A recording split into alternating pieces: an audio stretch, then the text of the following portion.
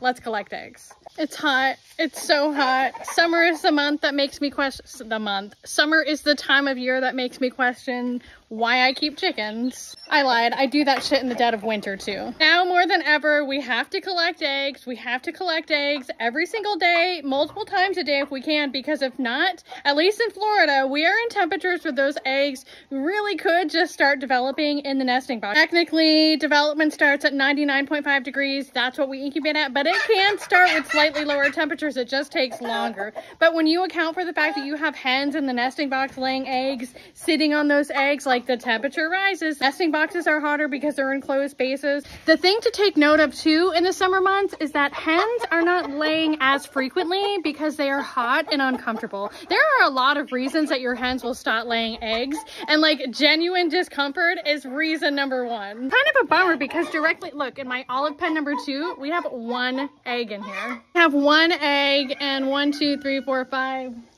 6, 9 laying hens. I think yesterday I pulled like 6 out of here. So what I noticed too is that I have like on days or off days. Hens don't typically lay an egg a day. Usually they lay something like every other day, like every 26-ish hours. So usually I'll have a day where like I get a really heavy egg collection and then the following day I get a much lighter egg collection. Today must be the lighter egg collection. And here we have our lavender Americanas, our bully lavender Americanas, who are still laying in the dirt, I see, and also roosting on top of the feeder. I hate that. To be fair though, this pen that they're in is I typically use as a grow out pen. The nesting boxes in there are not very private, and some hens are like really particular about the types of nesting boxes that they will lay eggs in. This is another reason your hen may not lay eggs. If she doesn't like the space that she has to lay eggs, she just won't lay eggs. They don't mind these nesting boxes and olive pen number 3 though. Doesn't this look like a golden egg? We have now entered the Wyandotte pen. Hello, sweet birds. When you start working with breeds and you start working towards the standard of perfection, one thing that you'll learn is above anything else, we are always breeding towards type. That means like the shape of the bird. Okay, so take note of this beautiful rooster, and also take note of the shape of these ladies. And let me show you this picture. This is the picture that I keep in my phone as a screenshot as a reference for the type I'm going for in my blue lace red Wyandottes. I have a bunch of these pictures for my black hopper Morans too, but they're not black and white pictures. They're all pictures of Skip Bittner's birds. I would also like to share with my Wyandottes in particular, because I was just going through pictures in my phone the other night, that these are the birds I started with. These were like my first hatchery stock blue lace red Wyandottes that got me hooked on the birds. And these are the birds I'm working with now. Now, mind you, like these birds I'm working with now have nothing to do with the birds that I started with. I totally scrapped all of those birds. And the birds that I'm working with now, the blue lace red Wyandottes, are actually a combination of 3 different lines of blue lace red Wyandottes, but probably the best genetics that you see coming forth in my lines at this point actually come from a breeder. Her name was Meta Lexin, and I just happened to be able to purchase some chicks from her the last season that she was selling before she stopped breeding altogether, which was really fortunate because I had followed her for years, and she had the most beautiful blue lace red Wyandottes. All of the best things that have come forth down the lines in my chickens likely came from being able to introduce her stock into the birds that I was working with. These guys love to lay in the dirt, which really freaks me out because it's Florida and snakes. Excuse me. Thank you. And this next pen, I actually only have broody birds. Do you believe that I actually lost track of how many broody birds I have and who's sitting on eggs? This was previously my Cochin pen, but I moved them to a different pen. See, I put the writing of when I expect the eggs to hatch on eggs underneath broody hens, so I know what to expect. Does that say 6/21 and that say 6/29? Did I just write the wrong date on there? Ooh, I guess more will be revealed on that. Okay, so there's one broody hen. We've got another one underneath the nesting box. She's sitting on Wyandotte eggs from the pen next door. All of our little chicks growing out still appear to be doing really well. I also see that I have a lot of cockerels in here, but you know what? Not near as many as I've been hatching. This, for example, is a little Wheaton Moran's cockerel, Wheaton Moran's pullet. All of these breeds, I have Wheaton Moran's and Silver Americanas here. Look, Silver Americana pullet, Silver Americana cockerel. They're pretty discernible. Oh, look at that one. Look, Black Cockerel Moran's cockerel, pullet. What I'm trying to say is that most of these breeds out here, the silvers and the Wheatons, are very discernible, the males from the females, because of their feather patterns. The rest, the Morans, clearly I can just look at the combs and wattles. And then I also have this little Isabel Americana. I don't know about that one yet. And I have this little white, I believe it's a lady, who popped up out of my Black Copper Moran's eggs. Imagine that. Recessive white is a thing that you'll pop up periodically from Black Copper Moran's.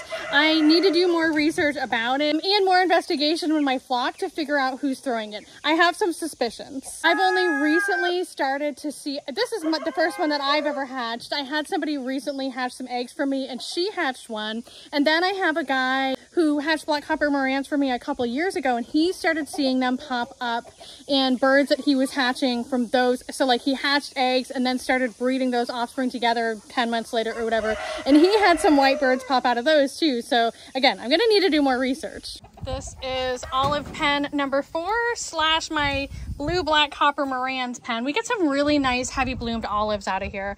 Also, we have resident snakes who like to eat out of here. Those are beautiful eggs. Speaking of resident snakes, I still haven't seen my resident snakes around the chicken yard, but Hank was messing over on...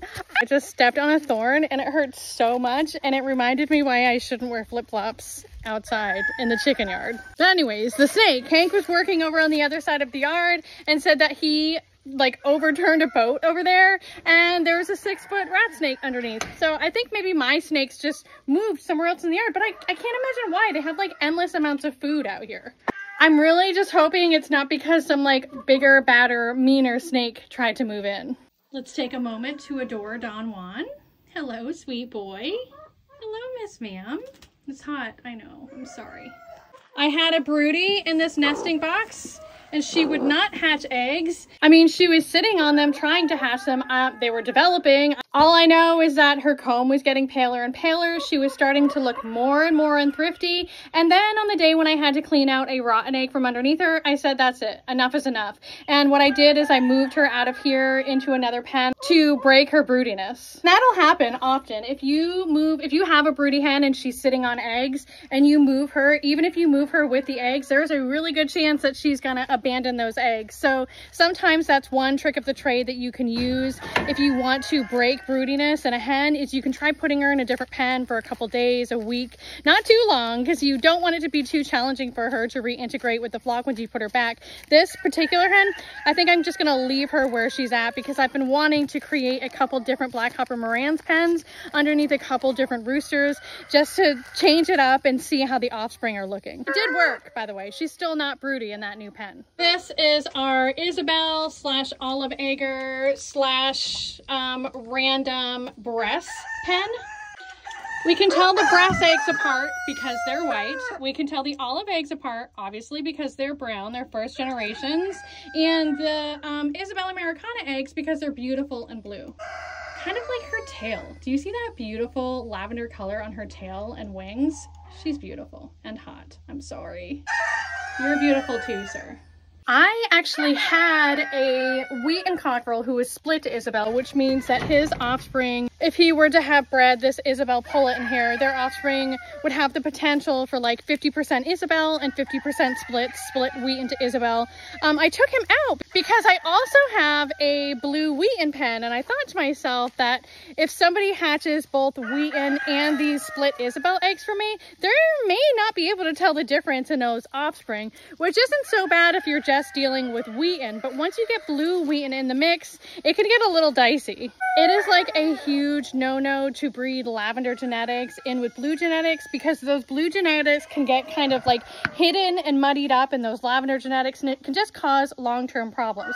And the issue with blue Wheaton breeding pairs is they will give you the potential for blue Wheaton, and splash Wheaton in the offspring. It's just too much, and it's just unnecessary for me to work with that split rooster right now. So probably for the next couple weeks, I could still be seeing potentially Wheat and Isabel split offspring for my Isabel eggs. I did just hatch out a couple with my own hatching eggs, so I know that I'm surprised. I didn't actually think that Isabel rooster was gonna let that other rooster breed the girls, but what do I know? Said blue wheaten rooster. Isn't he beautiful? Blue wheaten eggs. Yes, I know that they all look almost white, don't they? That one has like a greenish tint. It's really just a tough time of year on everybody, and we're coming near kind of like the end of the laying season, and we'll notice that our egg colors are fluctuating and getting lighter this time of the season. And I also feel like it has to do with their water intake. Like the more water they're taking in, the more their egg color lightens. And here we have more broody cochins. These cochins seem meaner too. She doesn't even have any eggs under her. Why is she being so mean? Under here, we have those beautiful olives that I showed you the other day. Yeah. Oh, uh-oh. That one's cracked. That's going to come out of it. That doesn't belong in there either. There's no writing on it. This is why, y'all. This is why eggs get broken in there. Finally, we have the Silkidees. Can I tell you guys that for the first time last week, I actually shipped somebody the wrong eggs. She messaged me and she showed me a picture of these beautiful 2 of olive eggers. And she was like, I got the eggs and they are so beautiful, except I ordered Silkies, not olive eggers. Honestly, with as like ADHD as I get sometimes, I'm kind of surprised that this is the first time that I've done that. And fortunately, I was really worried that maybe I shipped her Silkies to somebody else, but I didn't. I just accidentally shipped her olive eggers instead of Silkies. So anyways, it's no big deal. Fortunately, the Silkies are actually laying really, really well right now, and I'm just gonna ship her out 2 more this week. And here are today's collections. I do have some favorites.